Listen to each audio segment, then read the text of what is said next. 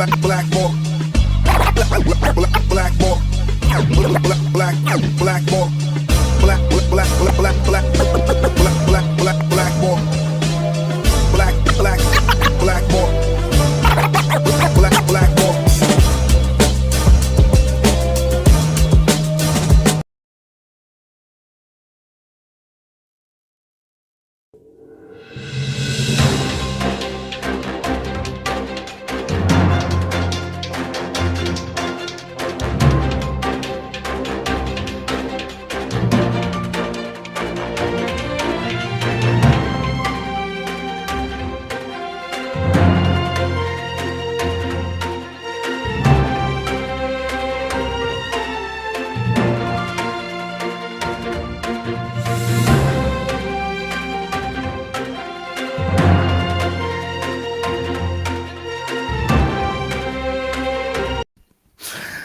What is up, everybody? My name is James D. Fiore, and this is Blackballed.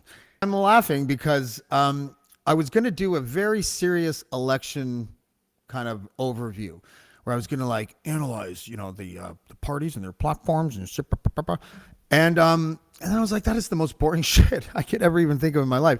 So then I decided that I was going to take 50 milligrams of THC oil and do it a half an hour before now, which I did, and invite my good friends Ryand and Ashley on, because why not? They're half in the bag, and I think it's just a good way to look at this election. And so without further ado, Ryand, Ashley, hello. Welcome to the in-depth coverage that you are now a part of in your Snoop Dogg wine and your Tiger Cat hat. That is awesome. I bet you Snoop Dogg has a Hamilton Tiger Cap hat. I don't know why. I would hope he would. He's a bit of a tiger himself, even though he is a dog. There was that lion for a bit. That's right, for like a minute. Right. Yeah, for a minute and he was like, Snoop Dogg got to get back to the dog pound, because it was the wackest kind of shit ever. Like he was a reggae guy. He was a reggae guy. It wasn't that great. No, it wasn't good. So listen, I wanted you guys here just so I want to do an election show. We are going to do like we're going to try to be informative and discuss some of the main platform promises, but also I think it's kind of funny. And we'll hold on. We'll start with the Greens. Okay. I didn't say anything.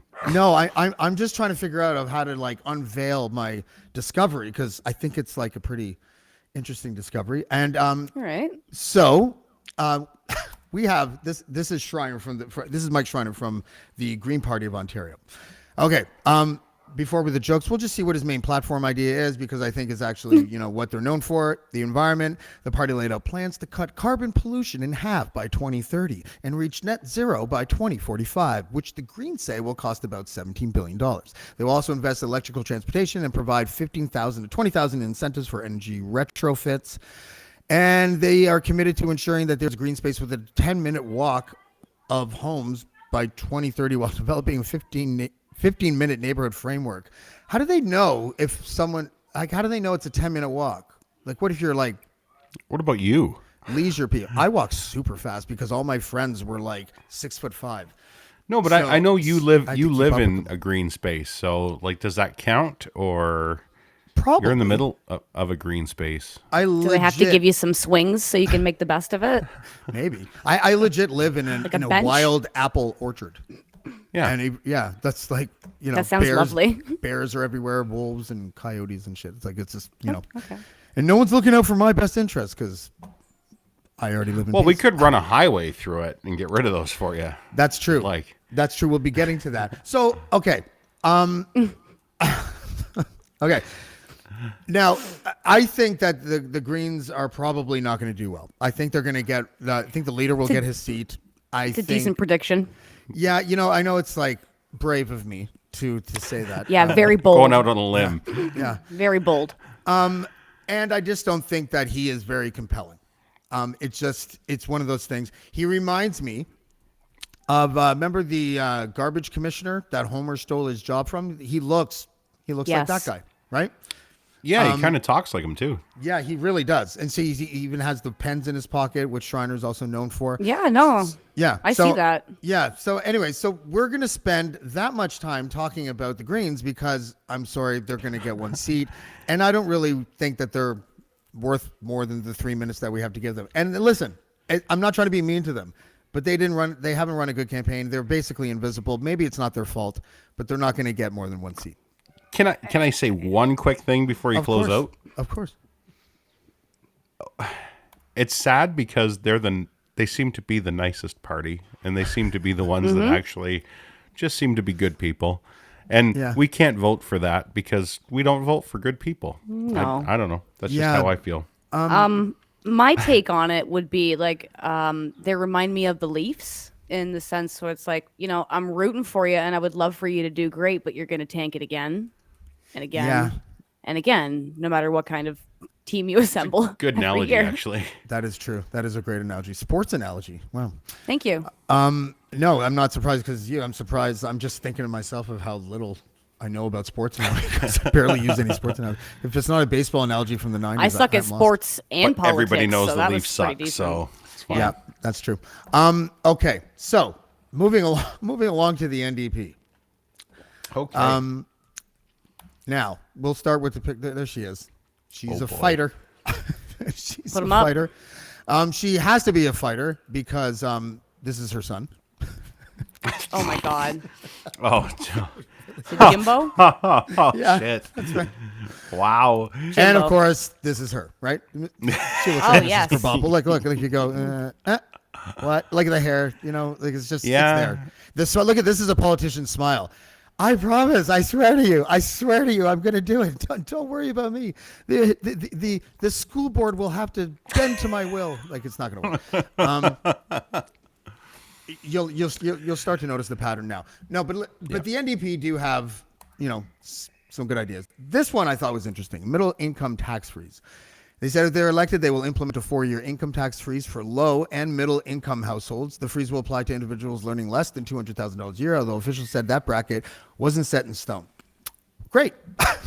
Good promise then. She's been there since 2008, I think. Yeah. Yeah. She's probably... It's time to hit the old dusty trail, I think.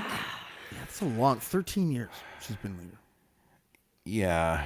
It's been very ineffective, and I feel bad because I have obviously a soft spot in my heart for the NDP. I have a soft spot because I think I think it's waxing nostalgia of the Jack Layton days a lot, and I just don't see it. And don't get me wrong, Andrea's a fucking beautiful lady. Like she's a very nice person to hang out with. I've had beers with her. She's a nice person. I just don't think she had her shot. She didn't take it, and it's time to go. It's time to find another stronger, more effective somebody that doesn't. And I understand the job of the official opposition is to do what she does to an extent, but it's also to offer some solutions along with your criticisms. And she doesn't offer a lot of solution other than blanket statements, and she doesn't push on the concrete plan that she wants to pull ahead. She'd rather knock down what the Conservatives are doing, right? So I don't find that to be an effective leader if we're all supposed to be leading each other, That's just my take. I can see that. I talked to a pollster today on background, so it was off the record. But this person was saying something that I had read somewhere as well, that the internal polling for all the parties, because they were leaked, the Conservative one was leaked, and I think the NDP one was leaked as well. But they were saying that NDP, based on the distribution of votes, will probably win twice as many seats as the Liberals, who might only get like 8 to 10. Because apparently the vote distribution is not solid in a lot of ridings. Apparently a lot of ridings that are up for grabs there's more than what the media has been saying, because a lot of the polling firms that the media goes to are ones that are working for the parties. So It's weird. So the way polling is in our elections, though, they're not very reliable. It's so biased. Yeah. No, it's very biased and depending on who's doing it. And I see where I read today, 35 ridings are in jeopardy, especially now that nobody's showing up for these debates on the conservative side. So it just goes to show what news you're reading is the reality that you're basically absorbing. And I just don't think I've never trusted a poll. I've never trusted online polls. I'd trust a Twitter poll rather than some of the pollsters that we have in this province. Yeah. Over that. Yeah. You know, it just seems so silly, and it's misleading. It's misguiding. It puts a level of angst in people that it shouldn't be there. And there's a lot of talk. What's your thoughts, James, on strategic voting? What do you think about that? As a general, I've never liked it. Personally, I understand why people like it. It's pretty easy thing to understand, and I'm not like, if people want to vote that way, then that's their right to do so. That's their prerogative. Yep. I personally just feel, and maybe it's sort of like being a baseball purist. Like, I hate the fucking steroid league, you know, like, but I like baseball. It's like that in a way, because I'm just like, I think people should just vote for the party where the platform best matches their own moral center or whatever, their own beliefs, their own wants, or whatever it is. And I just think that then we have a true representation of what the electorate thinks.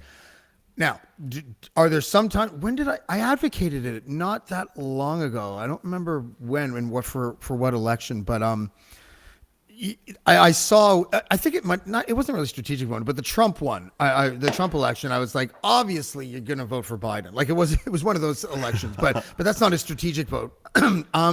I think there was one in like the last 20 years. I think I was like, that one, I think you could vote strategically there and I would get behind it. But most of the time, no, I just don't like it, because it's like, it seems undemocratic to me. I think you're right. I'm with you on that. I don't think I think it kind of undermines democracy, but at the same time, if you're not listening to a party rally you're listening to your fellow voters rallying you to try and do something, right? So I guess it's still in the spirit of democracy, but I hate that we're in a reality where that has to happen. Like, you should be able to vote with your heart and vote with your mind and vote with your values.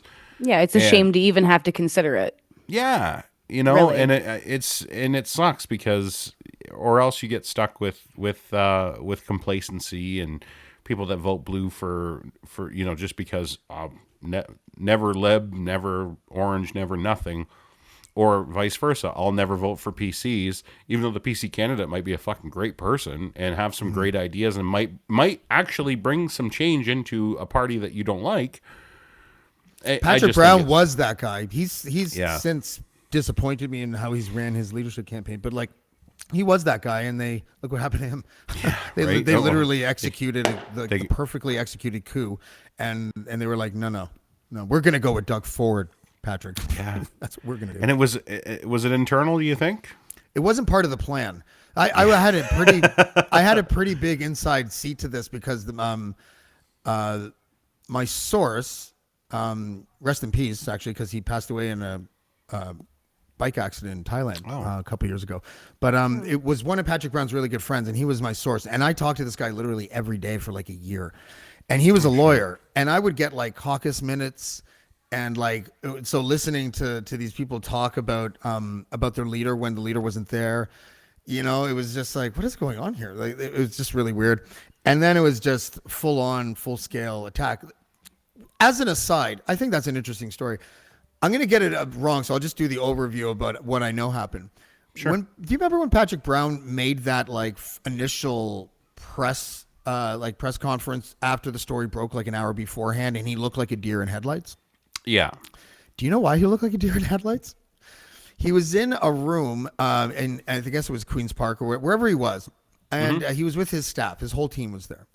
And he was the guy that was going to be premier. There was no doubt in anyone's mind. Wynn's approval rating was like -12, right? Like it was just, you know, and so he's in there with all his main guys, Alakan Veshi, that guy, and a couple other people. And when he went out into the hallway, with one of his advisors. When he did that, another one of his advisors went in and collected all of the phones from every single person that was in that room. And then they ushered Patrick towards the stage, because the story broke an hour before this. And when he got there, he was like, he got his speech or whatever, and then he turned around to go talk to them because they're supposed to stay there until the thing's done. Then they escorted him back to the thing. He turns around and they were gone. They were just walking away. And so that's why he was like, I didn't touch any girls. Like he looked like Ralph Wiggum, right? I should have had a Ralph Wiggum fucking picture. Okay. Anyways, See? and it was Go banana.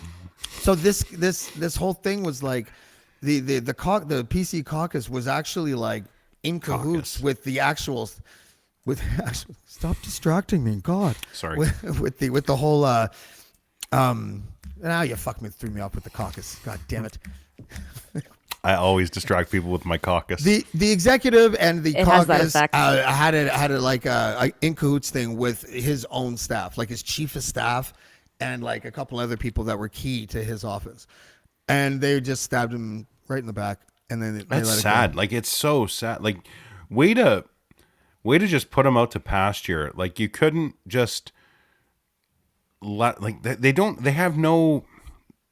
Once they're done with you, they're done with you. It's like, it's like that fuck 'em and chuck 'em kind of mentality when it comes to anybody that comes under any sort of weird allegation, accusation. Like, they immediately go into damage control and distance themselves when they.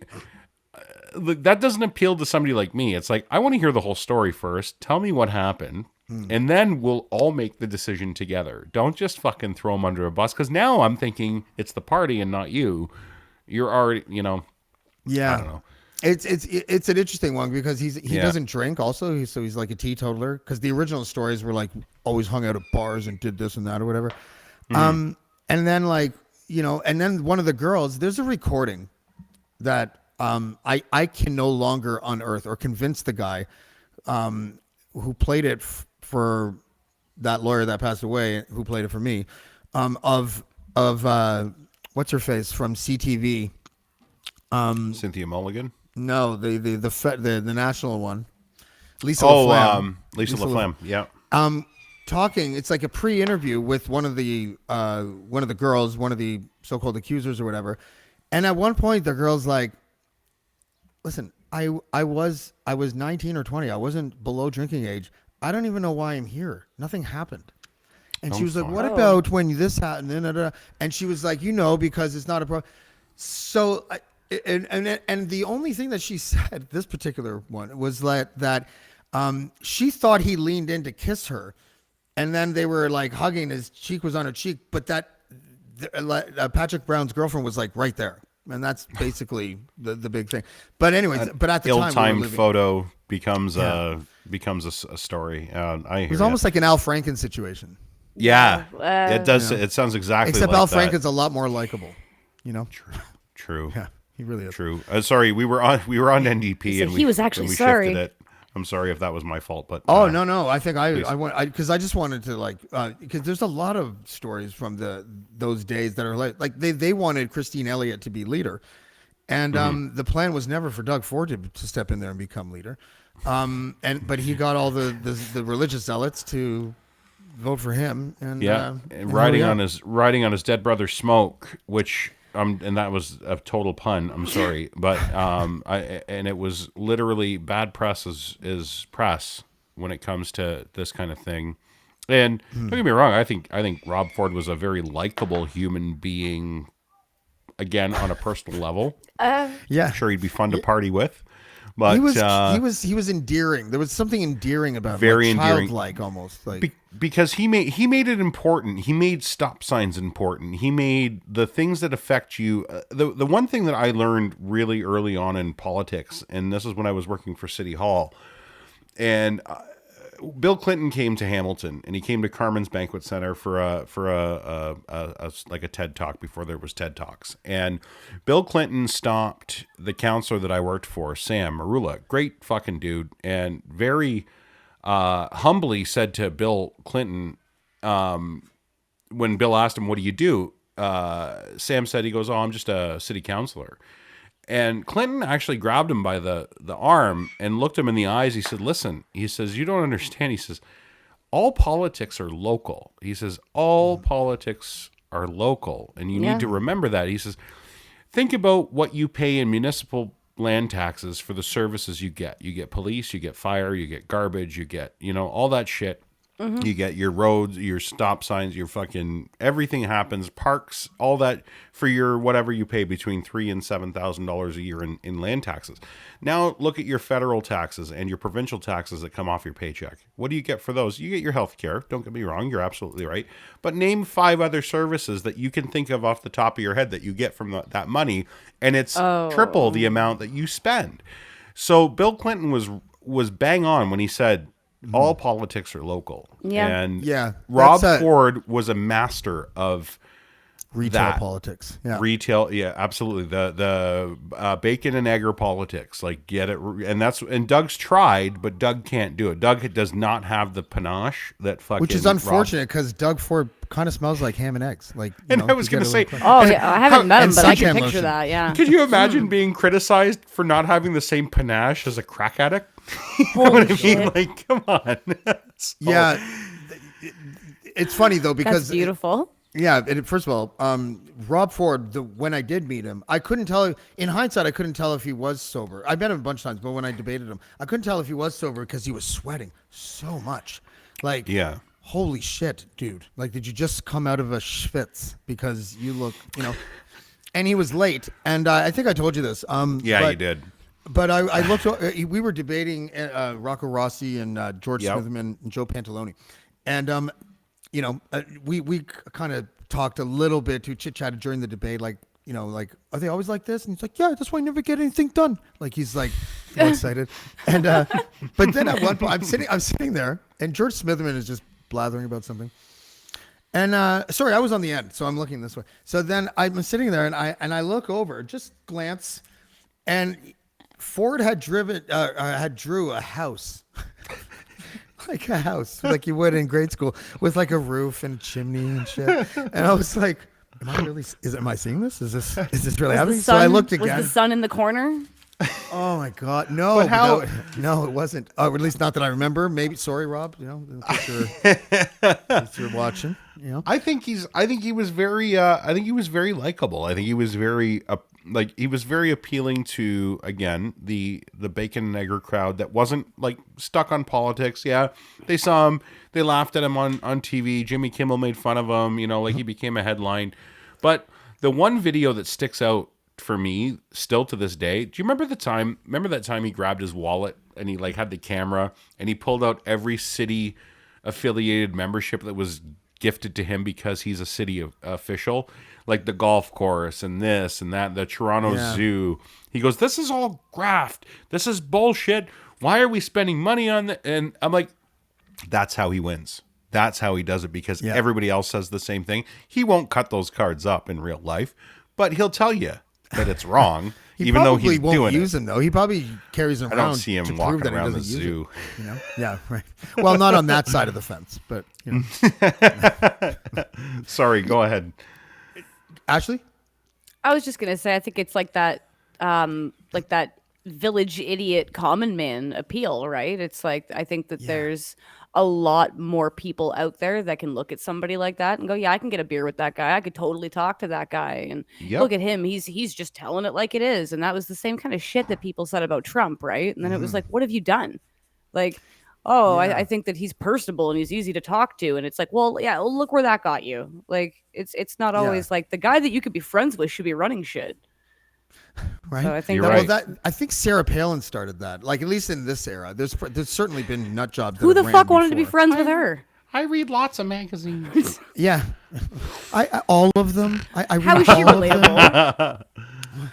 By the way, during that entire segment, I drew a I was going to house say, I could hear you. and a tree and a sun. That's very nice, honey. I know. Hilarious. Oh my God. Good job. And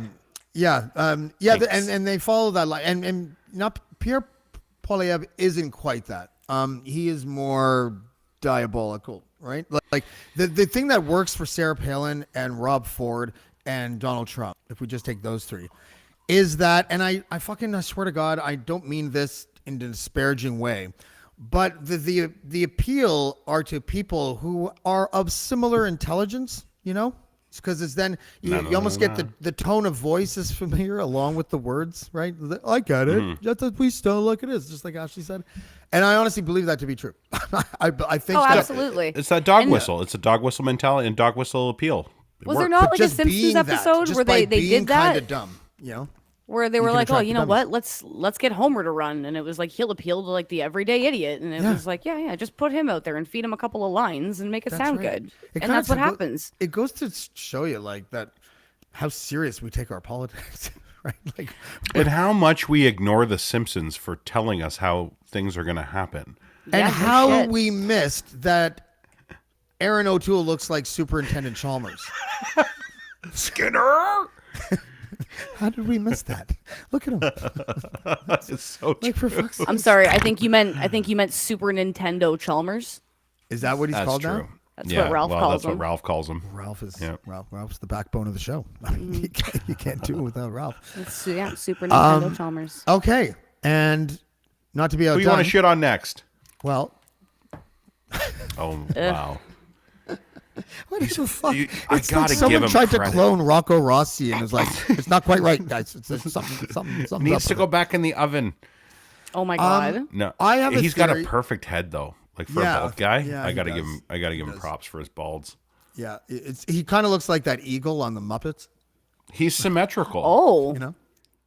Oh my God, you're But- right. no, Especially I with see those that. brows. Yep. He's like if the eagle from the Muppets and Dr. Evil had a baby, it would be that thing, right He there. does have a great arch in his brows though.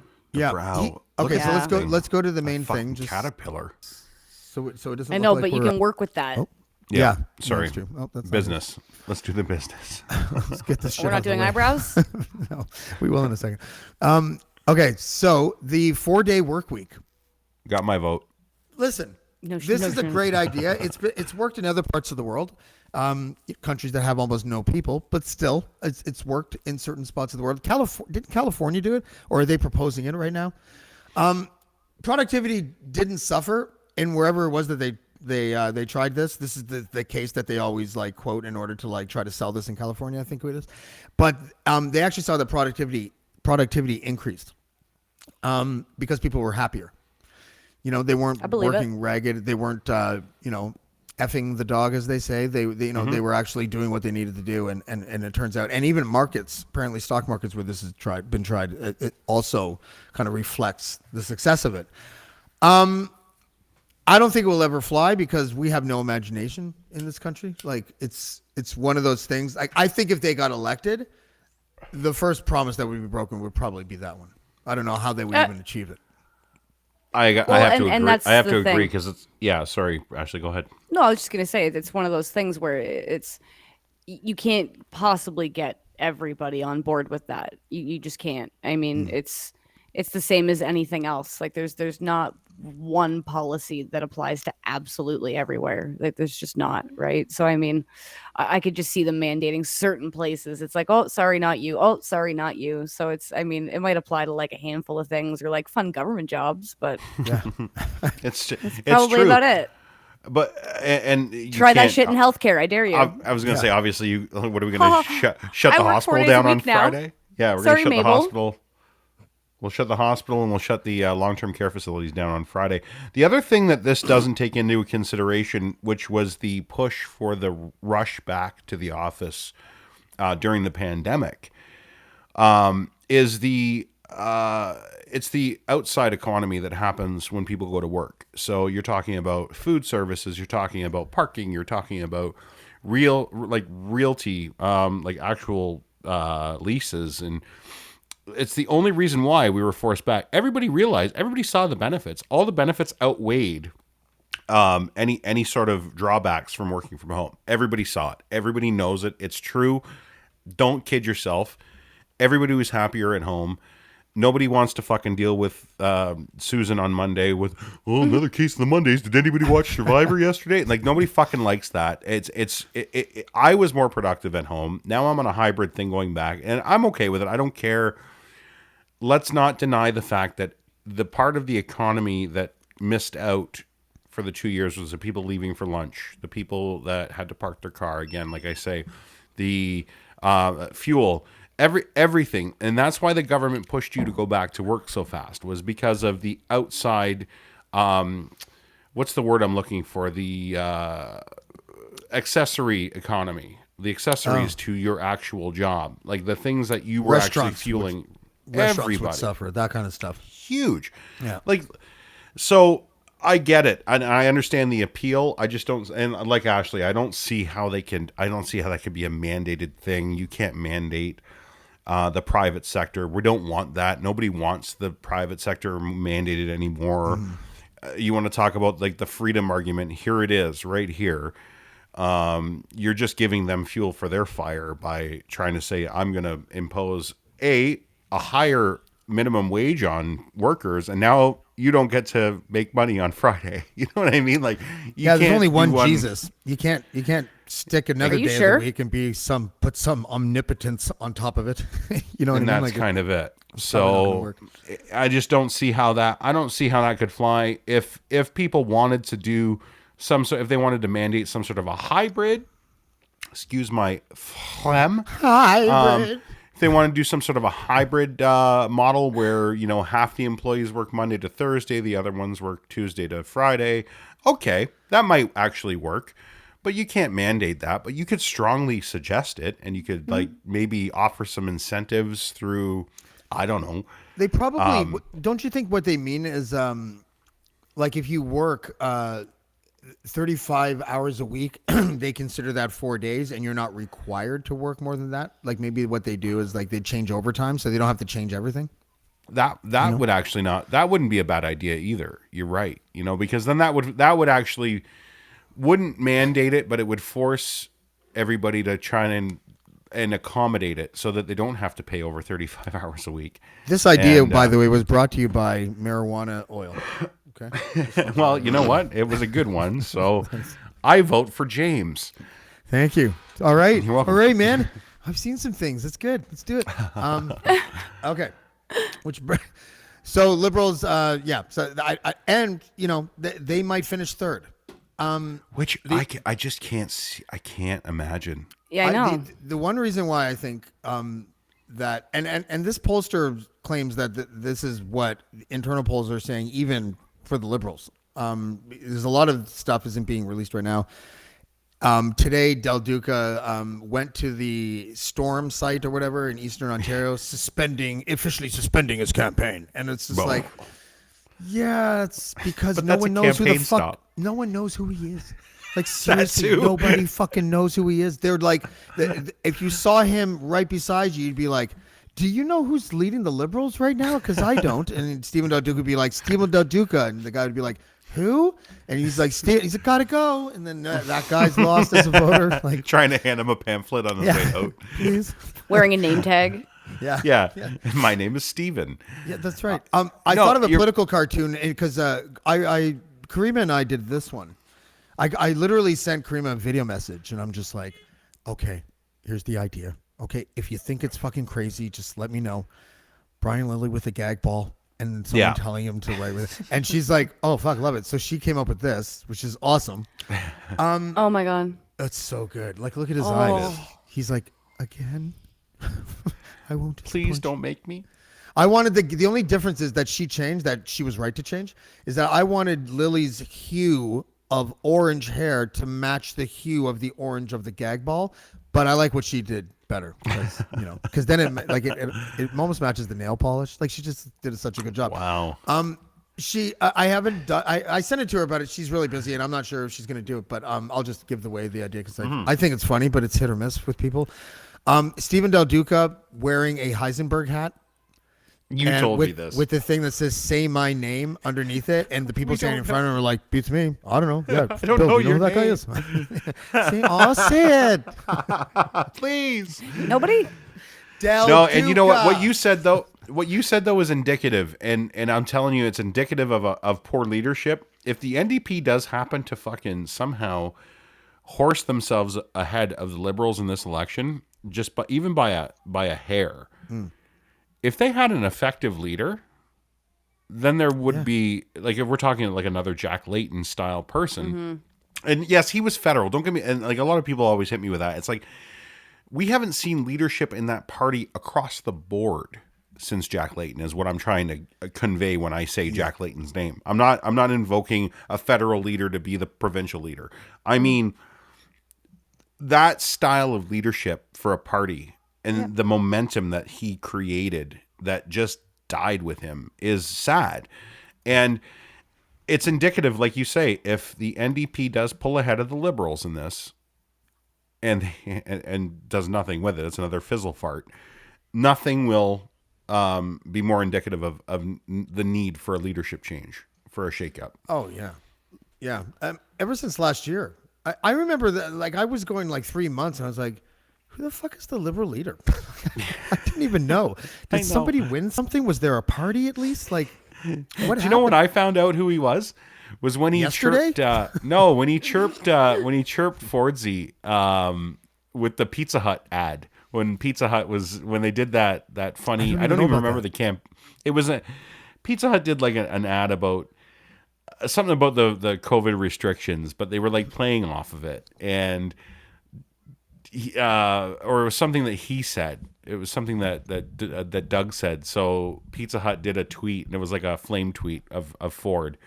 And then Del Duca ordered a Pizza Hut pizza that night and took a picture with it and repeated the line. And I thought, I like this guy. Who the fuck is he? He's the leader. Pretty spicy. I like it.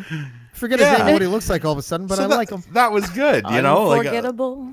And then he's just milk toast, run of the mill, fucking bland as shit. It's like, I don't know. He's the McDonald's of politics. You know what you're getting, but it's not exciting. It's not.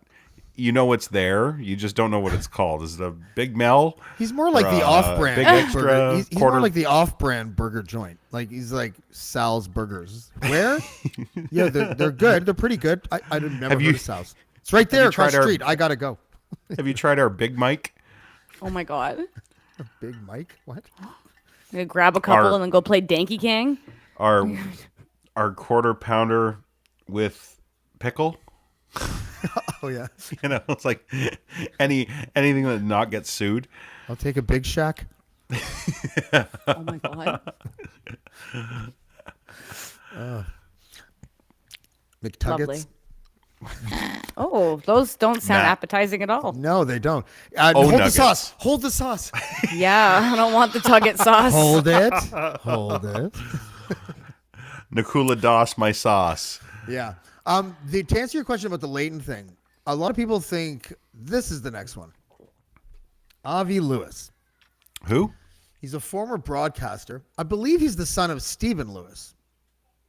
Isn't he? Avi Lewis? I believe he is. Okay. Avi Lewis used to have a show on CBC. He used to have a couple shows. He's a journalist. You know, he's married to Naomi Klein, is it? I think. I should know more about this guy. But yeah, a lot of people think that it's going to be him. When they did that manifesto, like, what was that, 4 years ago or something? Okay. And he went to the conference or the convention where they did the manifesto. There were too many people rumbling that he was trying to, like, you know, take it, like, use his popularity as a way to, like, sort of weasel into the party because he wasn't an MP or whatever. But nonetheless, he's charismatic. You know, like he probably do well in a debate. But yeah, just because Ryan's right, he's absolutely right. There hasn't been anyone at any level of government that's had. And I love Jack Layton that had his appeal. He was so, like, I don't know. I used to run into him all the time because he lived right near where I live. Nice. And like he stopped and talked like when he could. I didn't really ask him to stop and talk all that much, but like it was funny. One time I was on the corner of like Kensington and College and Christy Blatchford and Jack Layton. And I just said, like, I remember sitting there thinking, like, wow, this is kind of crazy. Like, they're on political opposite sides or whatever. I don't know what the fuck I was then. I was in my 20s. And it was just neat. Now they're both gone, too. So it's like, it's one of those things, you know, where the way things change and the way that journalism has changed since just in the last 5 years. Another reason why I think elections are. Oh, I was going to say before about the polling, because I just want to make sure that I think people need to understand one thing. At least I believe that polling is sort of like the fashion industry. The fashion industry doesn't like give the customers what they want. They dictate the taste, right? They're the ones that tell the customers what they want. And polling, I don't think reflects the mood of the electorate. I think it adjusts it.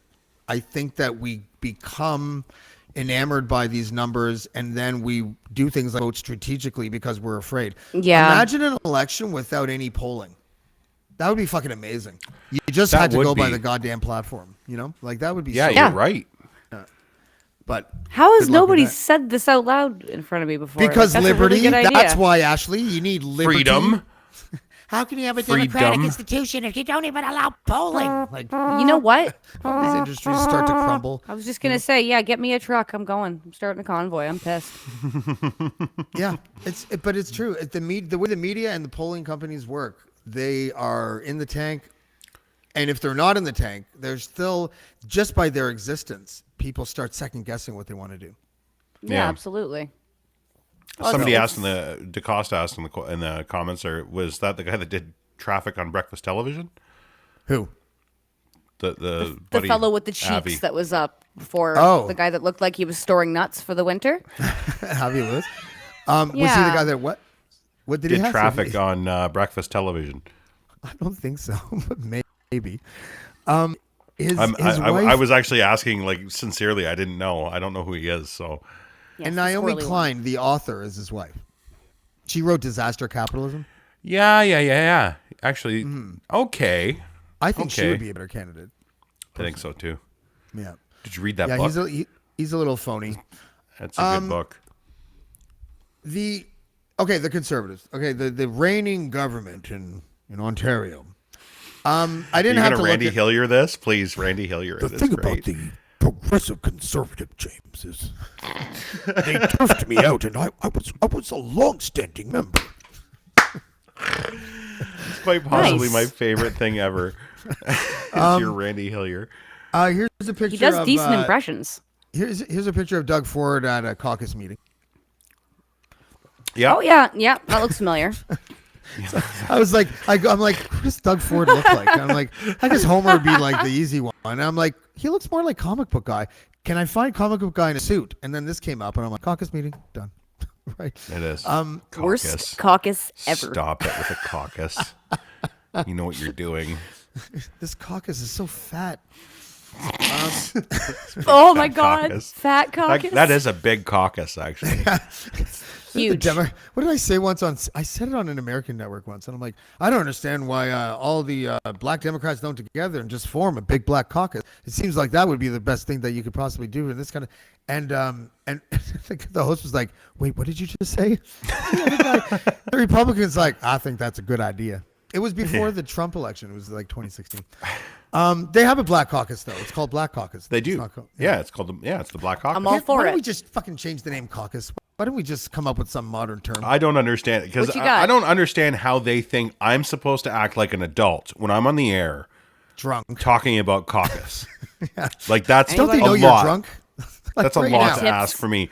And the more I drink, the funnier the word caucus gets. Yes, I know. Caucus. Stop it.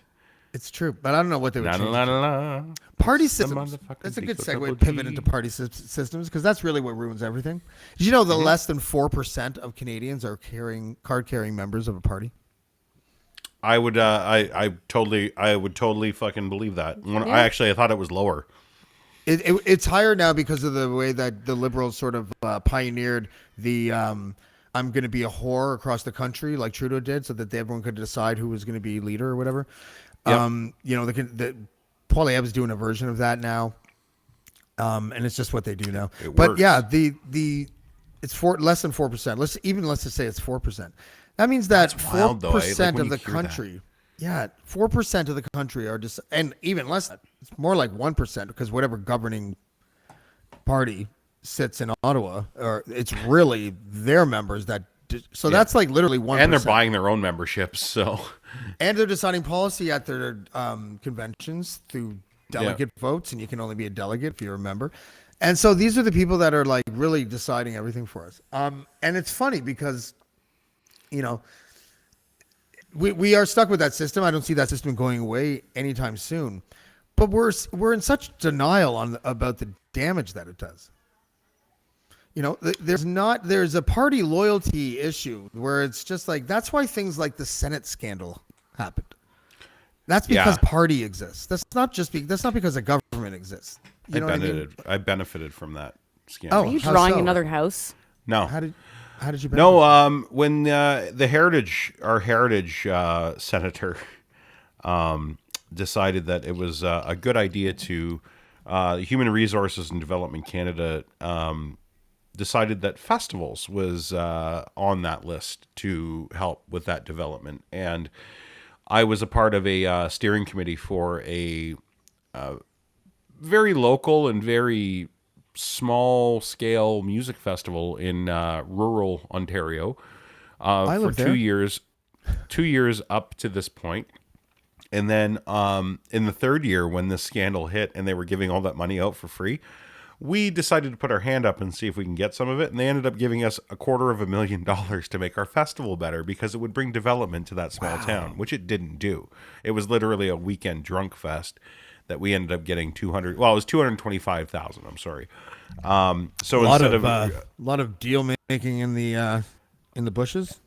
Yeah, well, we went from having the year prior we had like local artists playing to the next year we had Blue Rodeo, Jeff Healy, Nelly Furtado, and Why are you Moist. giggling, Ryan? I don't want to. Why did you giggle when you said Nelly Furtado, Ryan? I saw her Furtados, and You saw what? Yeah, no, nothing.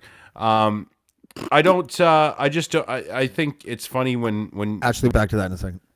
when Yes, they're trying to pander, and the amount of money that is all of a sudden available that wasn't available for veterans, it wasn't available for long-term care, it wasn't available for any sort of other federal programming, like downloading to the provinces. Because think about ambulances. When they downloaded the ambulance service in Ontario to the municipalities back when Hamilton amalgamated. They said, okay, it's yours now, but we're going to give you the money for it. So Hamilton's like, okay, well, just so you know, it costs $16 million a year to operate. They said, okay, here's 14. And now they wonder why we have code zeros every time because the funding never went up. So when they say that the federal funding that gets downloaded is, oh no, we're not, there's no money. There's money. There's money. I got to say, I saw David Wilcox that year and ate chicken wings with him in a fucking trailer because the federal government gave me money. That sounds like a lot of money. Yeah. He's dude. Blue Rodeo is $15,000. Just saying for Dude, one night. You don't have to tell me, man. Like I was hiring DJs in the early 2000s, and it was Peter, Armin van Buren was like $50,000. Tiesto was like $100,000. Like, dude, we spent so much money on DJs that we just we never made money.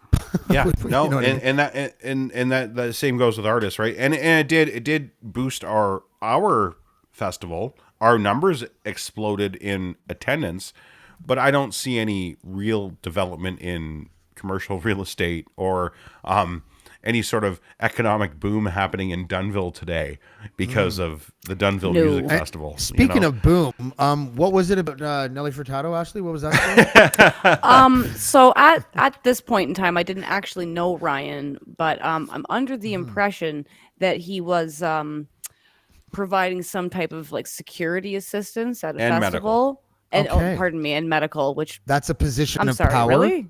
and that's a masculine position. It was right? also the same year that they made being topless in Ontario legal, and they had body painters at our festival. So I guess Nelly decided to capitalize on that, and she busted the girls out and got them painted, and Ryan had a front row seat. Yep. So Well- whenever he says Nelly Furtado, he giggles because he's seen her breasts. And looks that's like my a husband, cowboy ladies hat. and gentlemen. Your penis looks like a cowboy hat. That's I'm my people- I party. promise Yeah. that Ryan's penis doesn't look like that. That's my party. Thank Just so we're goodness. all Jesus. That's my party very logo. clear. Are you guys? Are you guys? It looks like a assuming Rorschach my party penis. logo's gender? It's either a penis or a thing. cactus, doctor. I'm not 100% sure. Are you assuming my penis? Are you assuming my penis? Are you assuming my party's gender? That's the logo. Okay. I'm afraid I am. I'm starting the caucus party. I'm at a loss for words here. You guys want to come to the Afraid I'm doing caucus that. party? I don't How want to big talk is about it? J.K. Rowling for once, if that makes you feel better. Yeah, I need Anyway, to know. I sorry. need to know how big it's going to be to come. Just so you know. It's a big caucus. Like it's a huge caucus that we have I'm here there. at the party. Cool. Count me in. You're Breaking lucky we have news: no rules here. No, but this Ashley is like- Lindley this is- loves the big caucus. This is officially the dirtiest Blackballed episode there's ever been.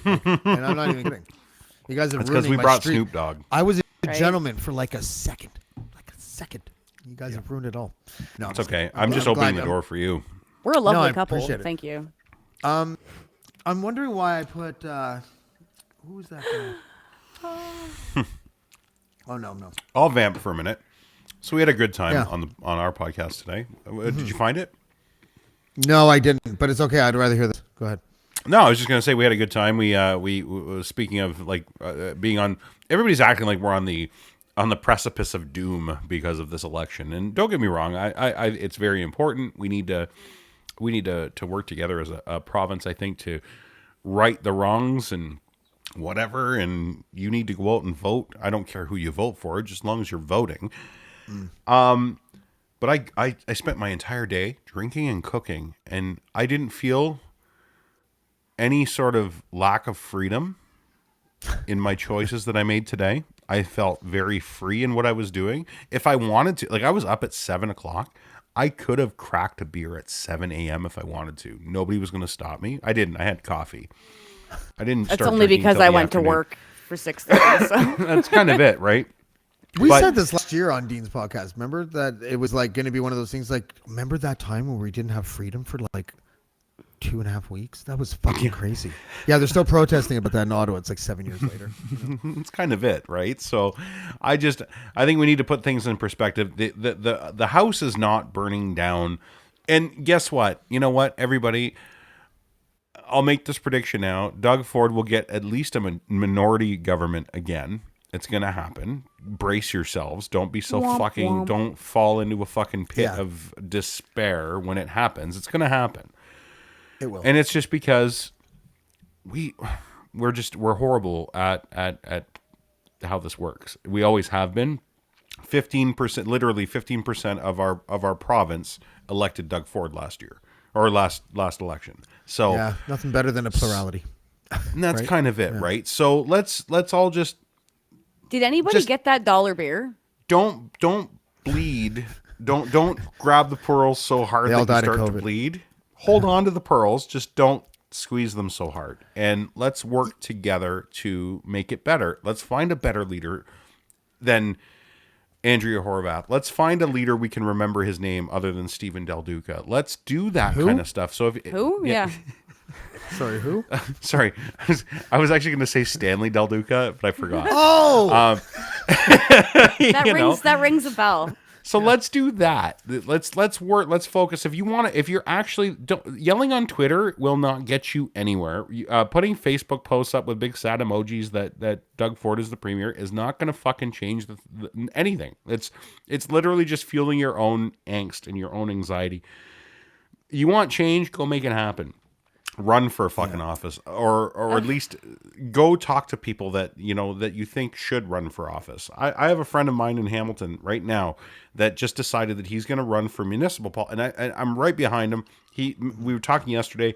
Wants me to help him with his stuff because he thought I still lived in Hamilton Mountain. That's how long it's been since we've moved. But I said I'll totally help you anyway because I believe that would be somebody that could have he could be an effective voice in politics. So if that's what you need to do some more footwork other than going on Twitter and making hashtags and because But you're prototype what you're with that friend of yours that you just described because you want someone that's not into politics, but also someone that has a head on their shoulders, someone who has a greater good in mind, that isn't overly ideological or whatever, like it's just that's what you need. Yeah, exactly. So instead of just screaming and yelling and getting mad, do something about it. Don't be surprised. It's going to happen. So just brace yourself. Get through it right now because the election's in a couple of weeks. Someone start right making a now plan. is giving that same speech to every convoy kind of, voter, every someone that fits into that category, because and it's going to work for them too. We're going to have a very strange next decade. We're in for for guys like us, James. We're in for the most interesting segment of, I think, politics that you and I have ever seen. Same with my Ashley too. She's not she and I envy her because she tries. Like, I'll try and talk to her, and I can see her just like, I don't even care to delve into this. It's bullshit Just because it glaze directly over. affects her life, right? And she's very passionate about people and about empathy and about politicians caring. And it's hard to watch. Like, it's hard to break somebody's heart to tell them that's never going to happen. Honey, it's hard to I know. break. Politician is I know, living on I know. a farm now, honey. And she I knows. know. Well, I was she gonna knows say, it. I know what it comes down to for somebody like me who does what I do and cares about seniors and people in general, and people that make the amount of money that I do. And it's like, yeah, sure, there's a party for you, but it's not going to happen, and it's not going to happen. So it's like getting kicked year after year after year, and you're like, yeah, okay, so it's right there, but like nobody else thinks this is a good idea, and it's just like you feel like you're just banging your head off of a wall, right? So then this is why people do look to strategic voting at that point, because it's like, well, fine, I'm not going to get what I want, so I might as well vote this way to get that out of here. And it's And like, we can't well, even get that right. That's the and best trust part. me, The like, middle just I've can't played form. both. I've voted with my heart. I've voted strategically. It doesn't matter. I've gotten fucked both times, just so we know. Yeah, we have it's opposite never existences. worked. We have opposite existences in a way, because I live in the middle of a forest, and like near Algonquin Park, near the Eastern Gates there. And it is funny because my federal MP is the craziest lady in Canadian politics, which is Cheryl Gallant. She's my MP. And then my provincial guy is John Yakubuski, just an old boy, whatever. Easy for you to say. Yeah. Good Irish and, name. And I don't think I don't know. I don't live in a wackadoo crazy place though. Like that's the thing is that even though these are my representatives, I don't think my life would change that much, because I'm fortunate enough to live in a place where, like, if I yelled as loud as I could, my neighbor might hear me, right? Like, maybe. I hope they do. Could be good for or your bad. sake. Well, most people probably would just be sitting there whittling some piece of wood or something, and they'd hear a scream, and they'd just look up and be like, yep, yeah. That's what are you gonna do, right? But Yeah. the point is that Note the even time. though all politics are local, it was actually Tip O'Neill that said that, I believe, and but politicians have been saying it ever since. It's funny. I remember It's George true. Stolopoulos saying it too, and it is true. It's funny. We both met Bill Clinton, which was interesting. I met him at a thing in Saskatchewan, and What I a asked cool him a dude. question. Just I had such a press cool guy. pass, and I got to ask one question from the press gallery, and I'm like, how do we balance environmental sensibilities with economic realities or something? In hindsight, pretty obvious question, but he's like, that's the $1 million question. Like, he was all like, into like the into the easiness of it, into the softballness of that question. Yeah. But he knew I was from a local paper. He used the name of the town of my paper in his answer. He knew that my town's number one resource was oil and gas, and it was a town of like 3,000 people in southern Saskatchewan. So It's like when bands show up. Hey, Cleveland. yeah, This is Chicago. It's one of those, like, you didn't do your research. You didn't do your homework before you got up. And apparently Bill did his homework before he answered your question, which is kind of cool. Dude, I did that on my podcast last week when I interviewed Ilya Ponomarenko, the war correspondent. I had a picture up every time he spoke because he only had audio for the first 45 minutes of the podcast, and it wasn't even his picture. But as luck would have it, it was like his best friend somehow. And Yeah. We saw it. Oh, it's so funny. You kidding? Everybody watched that podcast. There was like 40,000 people that watched that podcast, James. Like, Yeah, that was a great show. Like, that You was. know what? I'm going to say this on air because I just want everyone to know that the accomplishment was all part of. Well, actually, it was just the one retweet for a guy that had 1.2 million followers.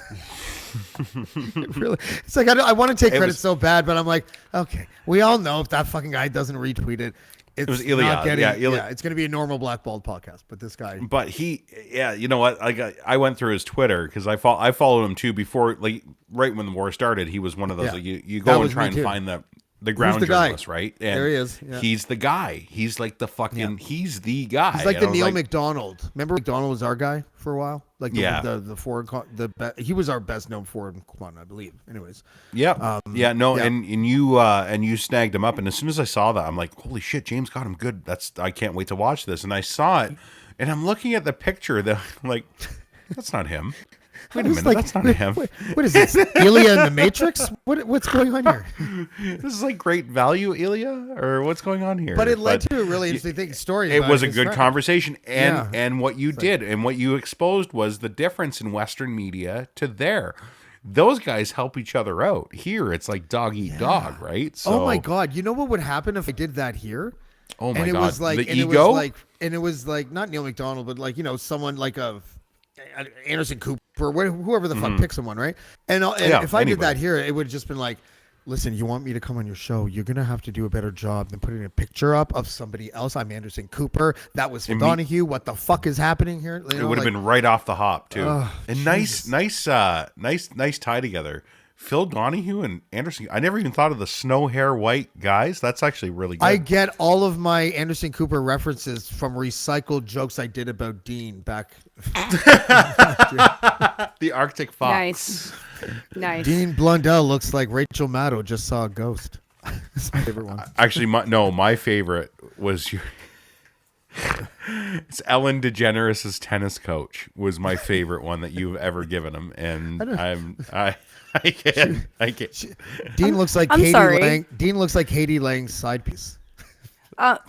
When were your last haircuts there, gentlemen? Fuck you. like Ashley's being having bald. technical difficulties. Say, Dean has beautiful hair. Stop. He does. It's not saying it's not beautiful. I'm jealous of it. I'm just trying to figure out how the joke works. Like I'm trying to figure out how to make it work.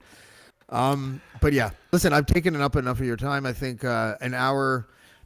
Sort of. At least I advertised it right. Yeah, you might. I'm in no rush, and neither is Ashley. We're glad to be here, and this is the most refreshing conversation I've had about the provincial vote, in I'd say weeks, because it's all been very serious, nose to the grind. Vote Duggo. He's got to go, and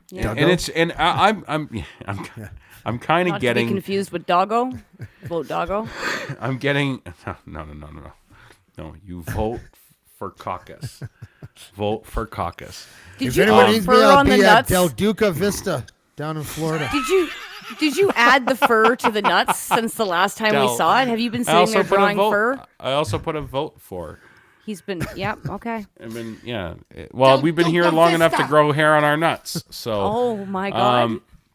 Yeah, no, I just, it's nice to have the humorous side of all of them, because they're all humorous, they're all idiots, they're all just assholes that we just have to pick the right asshole. You know what I mean? Like, and that's kind of where we are and it's a sad state of affairs. Is there I guarantee a right you, asshole?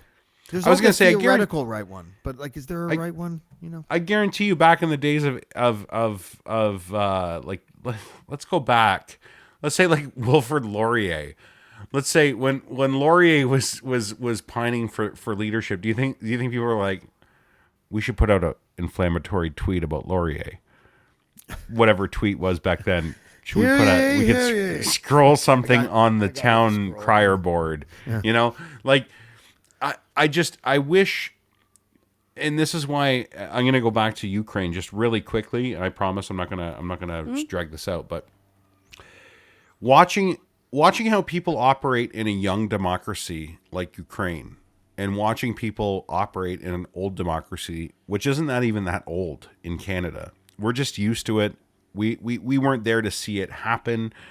There's nobody left here to say I was there when Canada became what it is now.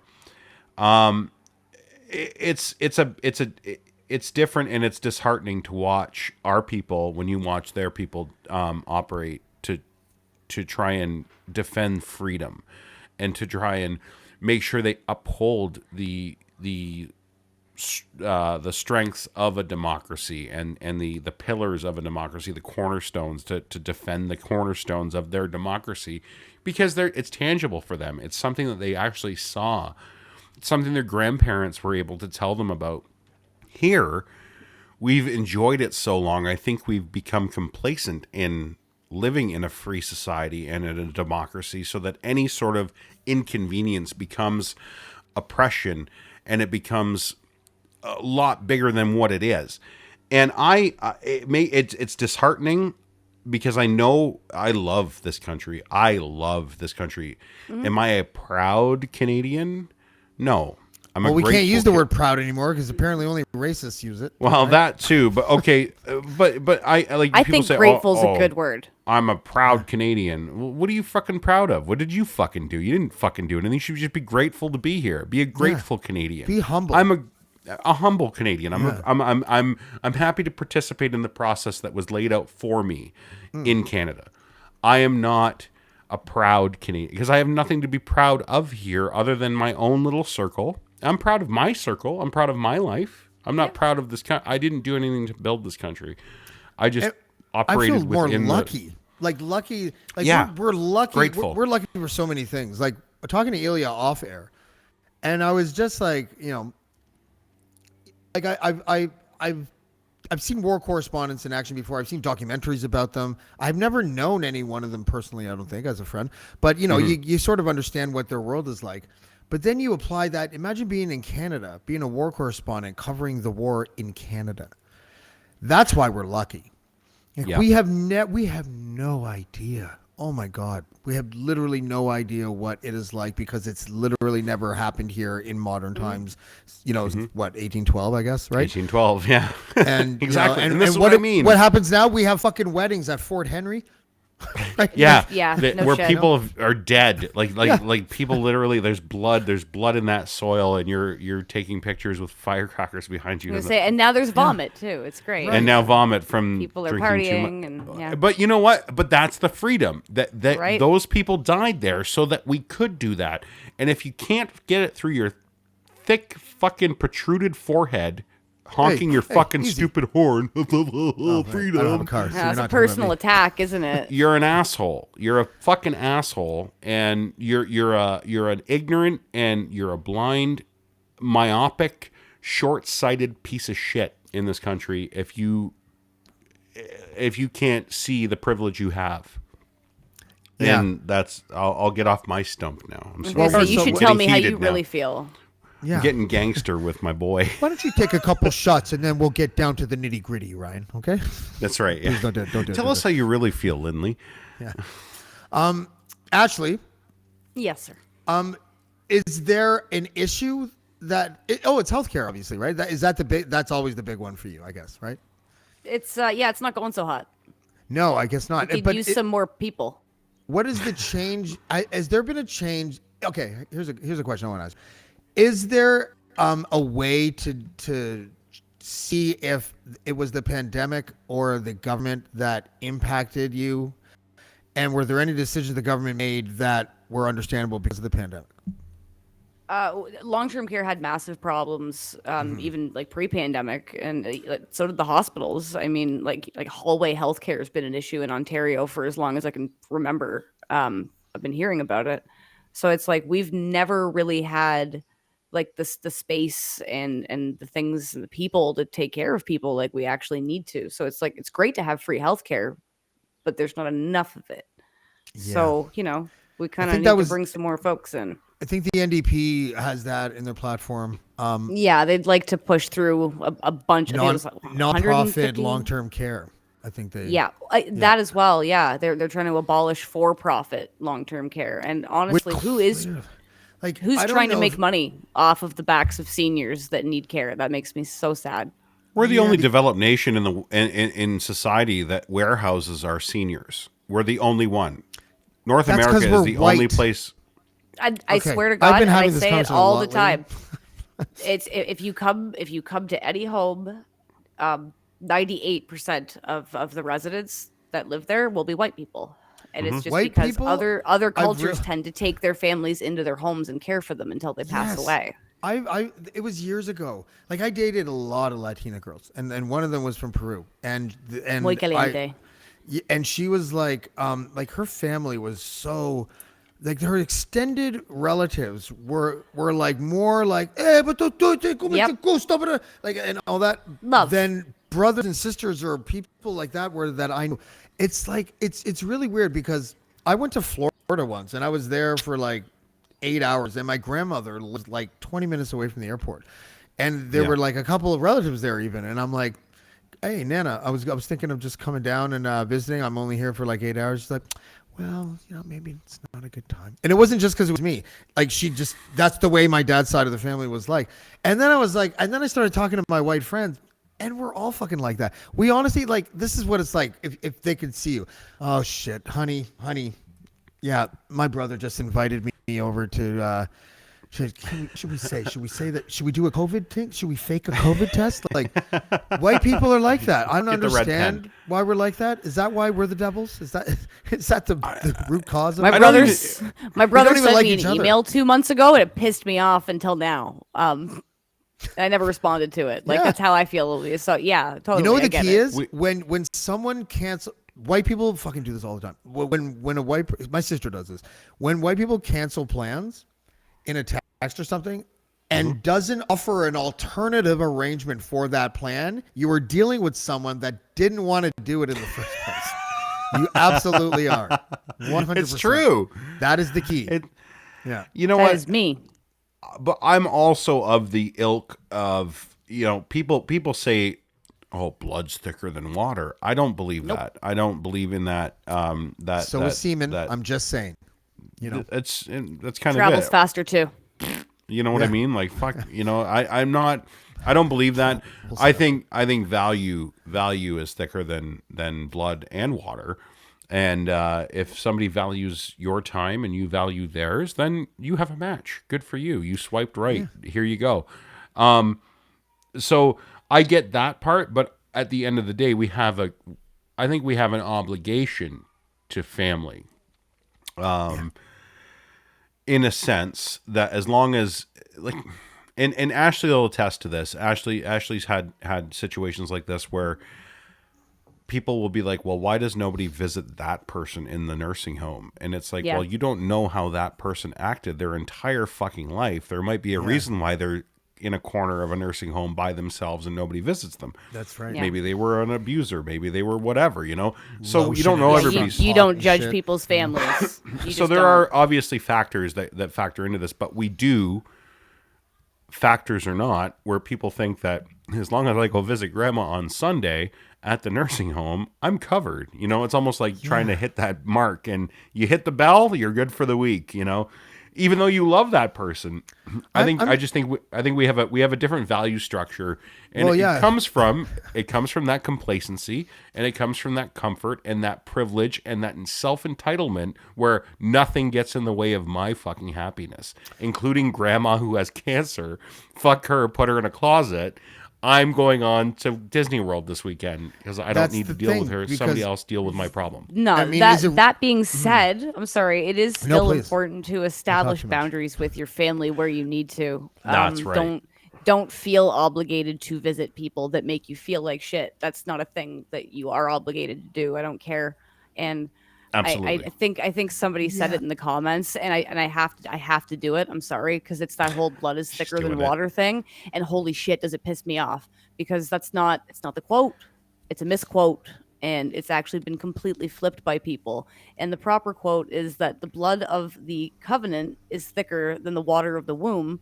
And it actually means that the bonds that you've made by choice are more important than the people that are bound to you by the water of the womb. Like Well, look friends at are the you. family you choose, kind of thing. Yes, and it means that is actually more important, the people that you choose and you form bonds with, than That's the right. people that That's the created Blackballed you. wisdom nugget of the day. Of the day. Gotta be.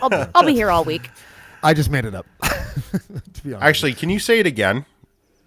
I Ashley? can. I would just like to make sure that I have it proper. The blood of the covenant is thicker than the water in the womb. Water of the womb. Okay. Water of That's and that's all you need to hear is the blood of the Yep, covenant. the blood of the covenant is thicker than the water of the womb. And that doesn't mean religious, you fucking nutty fucking weirdos. Every Catholic was like, covenant, covenant. Yes, in the Catholic Mass at about the 18-minute No. mark, they say covenant. They do. But yeah.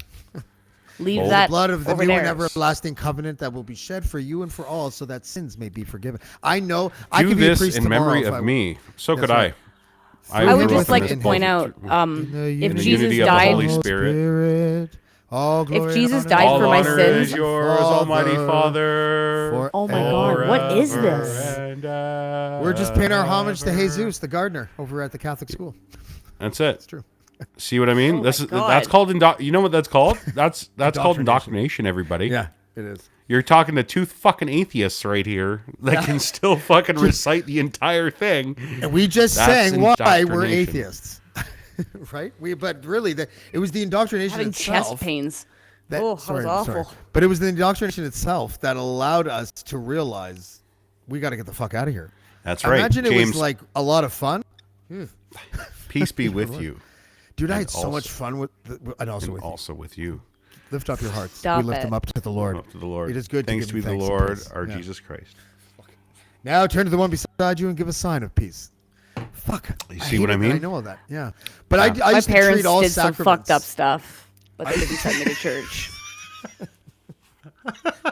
My dad was a murderer, but he didn't send me to church, so That's I'm true. okay. You know what? That is the one They're redeeming good quality of murderers. your father. Your convicted murderer father didn't And you make know you what? go to church. That was I was good. trying to say, well, the You're- both of you were praying on cue, which was Your very Honor, creepy, Ashley's by the father way. would like to say a few words. I'd just like to say I didn't make Ashley go to church.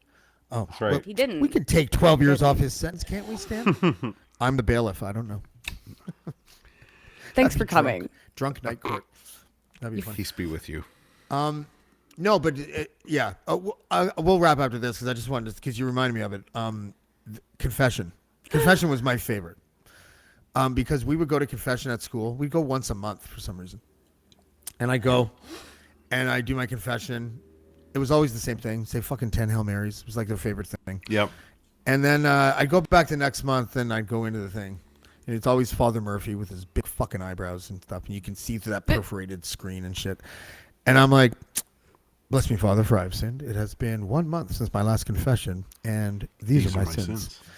There were 4 sins that I told you last month that were lies. And those sins were. And I would just like... And I was like, and I thought I had discovered a glitch in the system. It was a Like I- Ponzi scheme. Yeah, right. You I had thought a- I had you had discovered a- a glitch. Where I was like, no, I did 10 Hail Marys last time, but I didn't actually do those sins, Father. So it's not fair that I have to do them this time. You know, You had a confessional Ponzi. That's amazing. I love that. was That's so so fun. good. The old bait and switch. So quickly, can I tell a joke? Yeah. You're gonna love this. I promise. Dude, it'd be You're so gonna like funny it. if we just Okay, stayed on for another hour or something. all right, so there's a Catholic priest, and he's taking confessions, right? And he only does it the same thing once take a once while. week. And the altar boy runs in. He says, "Father, there's a really important." And by the way, at this time, a rabbi is with him, and the rabbi really wants to see how this confession things works because the Jewish faith doesn't do this. It's like, Father, tell me what is this? He says, just sit in, just be quiet, don't let anybody know you're here. So the altar boy says, Father, there's a really really important phone call. He goes, okay, let me just get through. Mary walks in and says, what'd you do? He says, she says, I committed adultery 3 times. He says, well, I'll go put $5 in the poor box and your sins will be forgiven. And not far Jane from the comes truth. in. Jane comes in.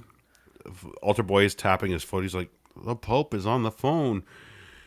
Jane, what's going on? What happened? What'd you do? She says, well, I committed adultery 3 times. He says, I'll go put $5 in the poor box. Your sins will be forgiven. Father, Vatican cannot wait. You must come take this call. So he looks at the rabbi. He says, Rabbi, have you seen what I've been doing here? Do you think you can cover for me? The rabbi's like, I got this. No problem. He's not a The bull, I rabbi, hope. the rabbi Oh my sits. God. And Judy comes in. And Judy says, Father. She says, yes, my girl. She Father, I've committed adultery 2 times. He goes, well, go out and do it again. This week we got a special, 3 for $5. I always thought it was so ridiculous walking into that booth and waiting. Very nice. And Oh, it was like scary that the angst, first time. that angst in your soul that was like, I'm going to go and tell a grown person that I've been told is an authority figure in my life the bullshit that I've done, and he's not going to get mad at me, but he's going to tell me to do something. Like, Yeah. It's It was such a probably the fucking- reason the such a mafia farce. exists in the first place. Hey, Vinny, we could just go over here, confess our murders from last week, and just fuck it. We'll just keep oh going. good, We'll end oh up good. in He heaven. can't even tell the cops. He doesn't even have to tell the cops. We'll end He ain't a up in rat heaven fink. somehow. So funny. Jesus died for your sins. Do you want that to be in vain? Yeah, if we did stop sinning, he died for nothing, right? That's If he yeah. died, what would have happened if he died? Like, what if they actually like used like a guillotine? What would we wear? Do you think? Maybe very like a good little question. basket with a head in it. Because I've I'd be always thought it afraid was what so the traditions fucking would morbid. be. I'd be more afraid what the traditions would be. The stations of the stations of the blade. Yeah. What is that like what is it with wearing that on your body? Like here's a dead guy and this is how he died and I love him. Dude, I was saying to my wife when That's weird, when yeah. my daughter was in my son was like, we would drive down lake and there's this one gigantic fucking cross from some maniac that owns the house over there, and it's gigantic. Yeah. And I looked over and he's like, Daddy, what's that? I'm like, nothing. And then I was honestly upset. I was like, my son just saw a human being, the depiction of a human being nailed to 2 pieces of wood through his fucking wrists and his ankles with a big gash in his side and a bleeding. What? Why is this allowed to be here? Like, these are the fucking people that want to ban Tom Sawyer, and they have that fucking thing. That's what fucking Mexican cartels put in front of their goddamn factories to tell the soldiers not to go fuck with them. And we Yeah. have it like everywhere. I'm getting upset. No. Like, I don't. No, you're right. Like, look how easily we're like, hey, that's just gratuitous violence, honey. Don't worry about it. You'll get used to it. It'll be fine. Like, And a vote was done and a for vote you. for and a vote for Pierre Polivé is a vote for that. So yeah, we'll land on that. That's a good way. try to the end it. veal. Yeah, I'll be here all week if I don't fall asleep. in Vote 5 for minutes. caucus. There it is. Oh my god. Vote Are we for gonna get that caucus. like on a shirt, or is it gonna be stickers? What's coming out in the merch store I with the don't cock know. on it? Fucking. I don't know. All I know is it's blackballed late record and with no penis talk at all. Through the It's late entire and I want to bottle. go home You're our home. and He means your bosom, Ashley. That's home. I mean Home that is in a where very my life romantic is. way. My God, you guys. don't cover that. That's a logo. God damn it. That's product placement. Fuck off. Stop We it. need all the inflows we can get, honey. That's the Sheeple Shepherd logo right there.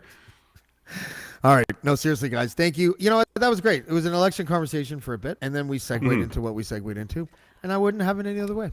I love you. That's Had why I fun. love having these chats. These are like my favorite round tables that we just let other people listen to. It's great. And I still watch the Dean Blundell show. I still get emails from people, even though I made an announcement that I'm no longer on the Dean Blundell show at the tail end of a Blackballed interview without saying anything. There's still people messaging that didn't see it. But What was that all about? Like but you're still part of our network. I'm still part of the network. Yeah, the network I'm still part of. I'll talk. I don't mind talking about it because I think people thought that I was like, I actually think it was one of those things where I was thinking about it the night before and I was just like, because it was the night that I made that joke on Twitter. And that's totally a joke and we don't have to get that at all. But anyways, and then I was thinking that night, I was trying to think to myself, what's going to be any fallout from this? Because there's always fallout when I say something because whatever. Anytime you open your mouth, there's fallout. But you know what? That's who That's I what am. I love about you. That's who I am. I said a joke. I clarified it was a joke, and I was like, okay, well, this person doesn't think it's a joke. But anyways, that very night, I had a talk with a couple of friends. I was sitting there thinking, and I thought of, even though I kind of knew that it might go in this direction, although I didn't know. I was thinking of I was like going to tell Dean, I think I think I'm good. I think I'm good to just do Blackballed from now on. And it would literally no animosity. And what I actually said was, because now I kind of want to get into it, but in a positive way. I sat there and I imagined a show that was like you, Lachlan, and Dean. And then I imagined a show, and I only did this. I didn't think Dean was making a decision like this. But then I was like, me, you and Dean, or me, Lachlan. And the only combination that made sense to me from a chemistry standpoint was you three. And then I felt really good. I felt like, oh, I can concentrate on Blackballed. There's literally no bad feelings whatsoever. From a content perspective, the chemistry, for whatever reason, was faltering. Dean and I came to a similar, the exact same decision. Our paths to get to that decision were totally different. But I'm still fine with it. Like, I just think it made sense for the progression of the show to go in a direction that didn't include me, without any fucking like about it at all. 3 months ago, I remember I said, fuck, I want to be part of the show forever. And at the time, like but then I Blackballed started doing well, and my time became a lot less available. And I do think that the chemistry was impacted. I fucking love being on that show, but I fucking love doing my own thing now. What you're doing now is insane. Like, it's incredible. The quality of your podcasts have, like, since I've known you, even, and they were great when I met you, and they've just gotten better and better and better, right? Yeah. But at the same time, I miss you there. Yeah, I miss you and guys I too. miss Yeah. I miss that. But that's a selfish thing, because I like the conflict between you guys, just because I'm an asshole. I got to tell you but something. I think there was a big opportunity missed here. Like, I think that there should have been like a ding ding, and Lachlan and I, for every episode, could have had 5 minutes where we just said each other. I think, and it would have been therapeutic. I would have come out laughing. I don't think it. I see that being maybe 1 week it would work, and then the next week it would seem forced, and it would always so work that's for me, not like a though. chemistry that could work. No. I don't think. But there was probably a content opportunity somewhere. But I think maybe it's I'm incredibly grateful that you're not going. You're still there. Oh, You're no. still going to be, obviously you're going to be a guest anytime the fuck you want. Yeah. On the show. That's not up to as me. a- I would and, whenever. Yeah, you but guys you needed but me, you will be there. You know you But will I was just be. gonna say You're that a great- opportunity's open still. That door doesn't close. That I don't know. that I door- don't know. I honestly have no Yeah, I idea. don't think But if it is, I would take it. It isn't. I understand. Like, it's. I don't think totally that fine. door is ever really closed to you, especially you, because of the quality that you like. You're a producer. You produce here, and you produce on the network. You produce more than we do, for Christ's sake. You know what I mean? Like, you do such a good job at what you do that, yeah, you know what?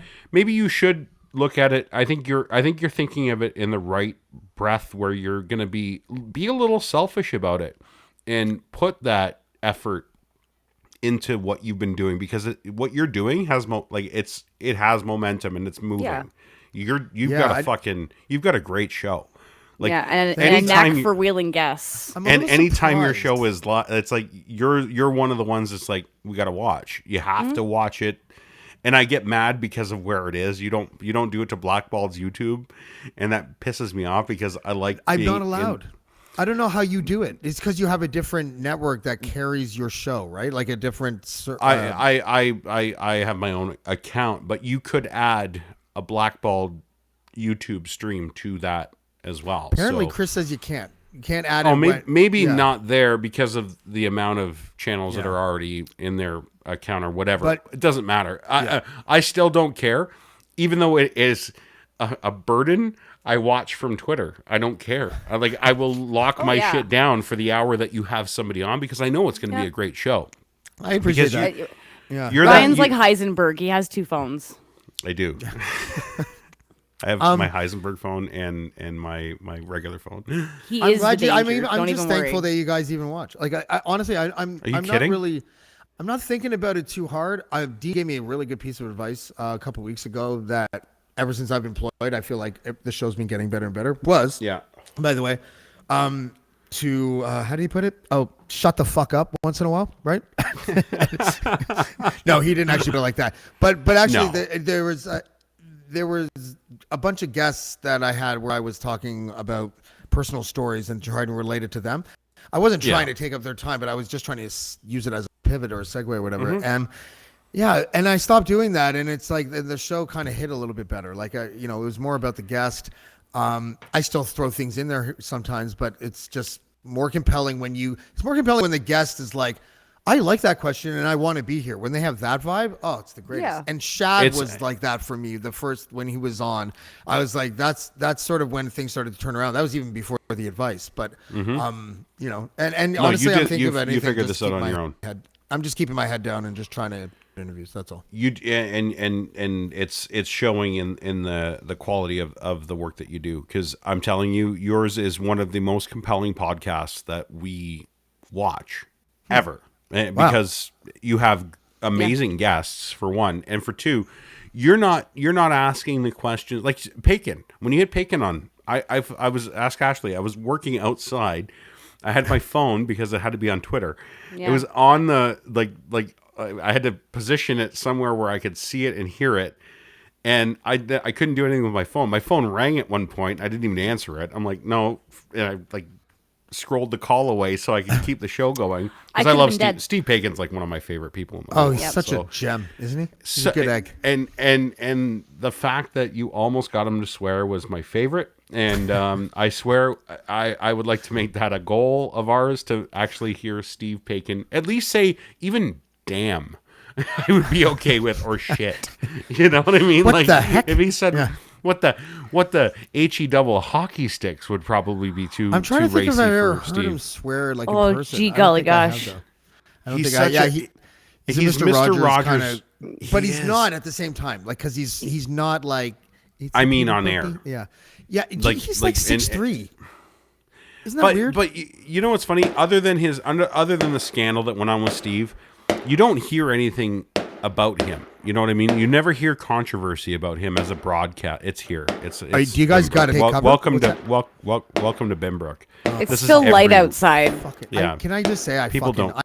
I'm the oldest man ever when it comes to fireworks. I hear you. Same with us. They disturb Same with babies us. and animals and old Yeah, people. my dog hates it.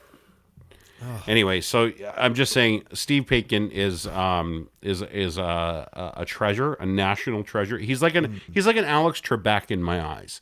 Yeah, he's that's a good comparison. he's just All right. been around since I was a kid. He's just somebody that if there was trouble, I would run to Alex Trebek or Steve Pagan.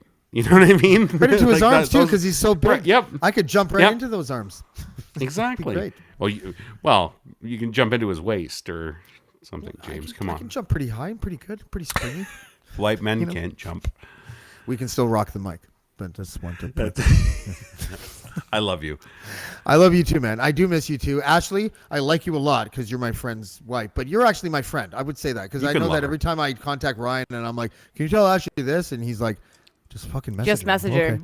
I don't know. Yeah. Yeah, Hopefully- I'm no go between. I fucking hate it. I can't Yeah. stand it. Like I have enough messages I have to deal with. You talk to my wife. I don't want to talk to her. Yeah, I'm a James fan. Message me anytime, buddy. That's Okay, right. Awesome. See? Awesome. Well, listen. Thank you guys. Seriously, I'm probably gonna have you guys on a little more frequently because I like the vibe when you guys are on. It's really Absolutely. it's casual, it's down to earth, and all that kind of stuff. And you can you can steal Mrs. Lindley anytime without me as well. She is the You more can also strong and- take my wife as well, Ryan. You can just take her. She's I won't ask any questions. You'll just go back home with Ashley. I'll come here. she's It'll be the peaceful. I don't know. You she's said you lived at an orchard? It she's sounds lovely. she's a lot of people contrary to popular belief, I may have the gift of gab and the mouth. Ashley is the backbone of the Sheeple Shepherd podcast. She's the one that brings the content ideas. She's the one that does the research. I ride her coattails and nobody knows it, so she gets the credit. So if you ever Sorry, need her because- for a Produce podcast, it. take her. That was lovely. She just doesn't know how to and work the tech. I think that was lovely. You're a great husband, but because you're 5 or 6 drinks in, that it had all like the spontaneity of a wedding speech from a drunk uncle. I just want Let me tell you, this fucking about Ashley. Ashley. Butt won't quit. Drunkle Ryan is my favorite. You are people that so burp, attractive. do you know there's like people that like She just wants my caucus. they just keep doing these little burps and blowing them? Do you know those people? Anyways, yeah. I Yeah. hate that. I don't like those Yeah, it people. grosses me out. Stop. I'd rather have pretending like you're not burping. one big one. Just let her go. Yeah, exactly. Yeah. And don't toot in front of your mates. Just don't do it. Don't say the word fart. It's the real F word. Ugh. It's gross. Anything that's scatological, we cannot speak around James about. All right. Fireworks are starting to get me upset. Just kidding. Get Getting those angry kids here. Up. Yeah. Get those kids off my fucking lawn. Oh my God. is getting upset. I don't miss that or the air shows. Yeah, we live next to the airport, by the way. Dude, the air shows. Remember the fucking air shows though? Like, it's probably this weekend. even. Remember them? I lived them. Oh yeah. Dude, I lived in the beaches. Like that's where they flew. You know, they all along the beach. I'm next to the Mount Hope Airport where the Hamilton Air Show happens every year on Father's Day. Coming up, by the way, everybody. I don't understand. Why we anyways, that's a whole other show. I don't understand why we're so fascinated with shit like that. Mascots. I still have them all hung up on mascots. I don't know why we're still doing shit like that. I feel like someone lost a bet. It's like, Eugene, you remember 100 years ago when we did this? Did you Yes. think it would still be here? No, I didn't, Stan. I can't believe we did this. Like, they should be rolling over in those graves, whoever those people are. I'm pushing buttons on my microphone. I gotta go. I'm too drunk. I gotta go. I gotta go too. Actually, you you have to guys. go too. Stop touching stuff, Ryan. That is Ryan and Ashley I'm gonna go Lindley touch from my the caucus. Sheeple Shepherd podcast. Also, Ryan, a co-host on the Dean Blundell Show. My old stomping grounds. In the past, sorry, I had to get that one. Hard to fill those Say- shoes. Come visit. Yeah, no, I'm there. I sneak in and out of chat sometimes, and I'll watch what I can. But I'm often preparing for my show after your show, so it's yeah. You're so- like one of the. You're a superstar in that chat. By the way, everybody loves when you People do get pop excited. in and have some. You get the conversation rolling really well in there. So yeah. I just talk about inappropriate things. It's great. it's amazing. It's just like Keep it having up. you on the show. See, this is what I mean. I have to be myself. You need Don't to ever know that stop. it's a vent. Yeah, that's Okay, right. see you, pal. Ryan, Ashley, thanks, Love guys. you. I appreciate it. Thanks for having us. Yeah, that was good. I'm glad we had that little talk at the end. So yeah, but it's good. Blackballed is going well, and I'm just gonna keep my head down and keep trying to make good shows. I've still not developed a habit of looking into the camera all that much, but that's because I don't know how to be real by looking and pretending that this stupid little light is people. So I pontificate into the world, you see, and yeah, I just do it like that. That's the way I do it. Thanks again, Ryan and Ashley Lindley. Tomorrow I have a great interview, 1 hour with world famous Linwood Barkley, the crime and thriller author. He's sold like 7 million books, and yeah, it's gonna be a really good interview. I'm gonna see if I can read the book tonight because I haven't read it yet, even though I got it about a month ago. Been real busy separating from the wife. But there has been a lot going on. But apparently it's a book that can be read in like 5 hours. So I'm going to see if that's true. I don't think it's true. But yeah, so Linwood Barkley tomorrow, and it's at 1 p.m. I hope you come watch it. I think it's going to be a lot of fun. 7 million books sold. He's like probably the most famous Canadian author who's still writing like new books on a regular basis, I would say. But yeah, so he'll be on tomorrow. And so we will see you then. Thanks again to Ryan and Ashley. I appreciate it. And yeah, we'll see you tomorrow on Blackballed. Blackballed. Blackballed. Blackballed. Blackballed.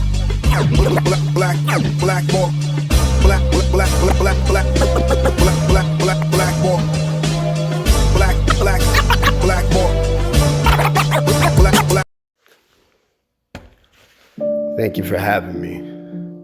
Look, journalism is dead. We'd all rather take selfies now than learn to comprehend. Look, I despise those colorblind, those self-absorbed reporters, those whores who suck the content for all the media hoarders. Those producers, man, they tap dance for the conglomerate's quarters. They exploit polarization, and it's done through gender, race, and borders. And meanwhile, they sell us fear, meds, and weapons every hour, leading bleeding screeds of misdeeds, but shit, none involving power. Those outlets, they insist they don't exist for shit clicks. Fuck, man, them pricks, they diss this writer like I was on some mysterious hit list. And the cable news, that's the villain. And I don't want to be mainstream.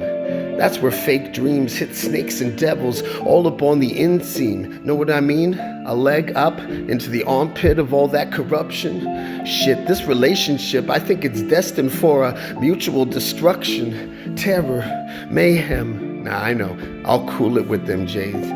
But you better send your fucking eagle and meet the talons of this goddamn osprey. Why? I've been blackballed before.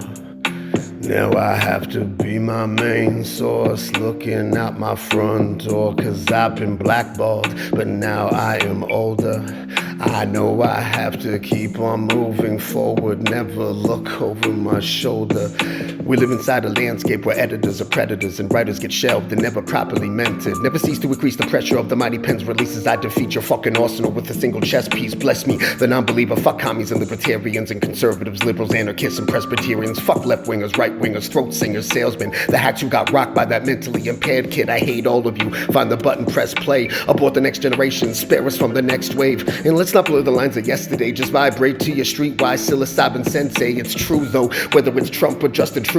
New clothes for those who lie straight-faced, and kudos to faith-based race baiters. You guilty, shameful haters. Pull the plug, your crossfader is filthy.